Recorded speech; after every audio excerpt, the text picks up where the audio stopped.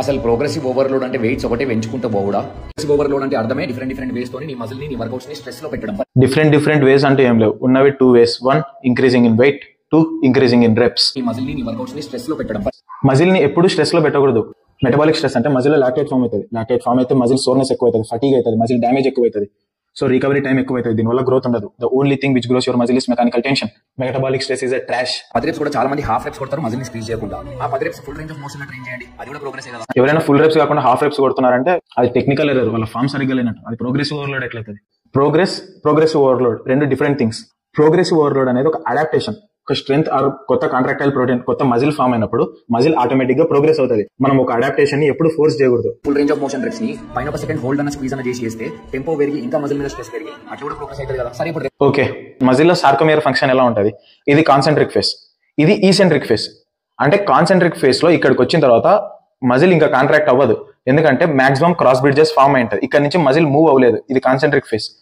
ఇక్కడ మనం స్క్వీజ్ చేసినా హోల్డ్ చేసినా ఆ ప్రోటీన్స్ ఓవర్లాప్ అవుతాయి తప్ప దీనివల్ల ఎటువంటి యూజ్ ఉండదు. సో కాన్సెంట్రిక్ ఫేస్ లో హోల్డ్ చేయడం అనేది useless idea. Don't do that. ఈ వారంలో 3 సెట్లతో కమాయించే మీ బాడీ వచ్చే వారంలో 4 సెట్లు ట్రై చేయొచ్చు కదా, అట్లా కూడా ప్రోగ్రెస్ అవుతుంది కదా. సెట్స్ ఇంక్రీజ్ చేస్తే మెటబాలిక్ స్ట్రెస్ ఎక్కువ అవుతుంది. ఇందాక చెప్పినట్లు metabolic stress is not a good idea. మనం ఫస్ట్ అండ్ సెకండ్ సెట్ లో క్లోజ్ టు ఫెయిల్యూర్ హిట్ చేస్తే అసలు సెట్ ఇంక్రీజ్ చేయాల్సిన అవసరం ఏముంది? రేంజ్ ఆఫ్ మోషన్ పెంచేసిర్రు, టెంపో కంట్రోల్ చేసిర్రు, అదే విధంగా సెట్లు కూడా పెంచిండ్రు. Super progress. Just weight and reps increase చేస్తే పోయేదానికి sets hold squeeze eccentric hold why ఎందుకు చేసే బెనిఫిట్ ఉంటుందా అంటే నో. నెక్స్ట్ మీరు చేయాల్సింది ఎక్సైజ్ స్వాపింగ్. ఎక్సైజ్ స్వాప్ చేసినా ప్రోగ్రెస్ అవుతుంది. ఎందుకు అవుతుంది ఎక్సర్సైజ్ స్వాప్ చేస్తే ప్రోగ్రెస్? అంటే డబ్బుల్లో కొట్టేది కేబుల్లో కొట్టేది బార్బెల్లో కొట్టేది ఏదైనా మెషిన్ లో కొట్టి చూడండి, అట్లా కూడా మీకు ప్రోగ్రెస్ అవుతుంది.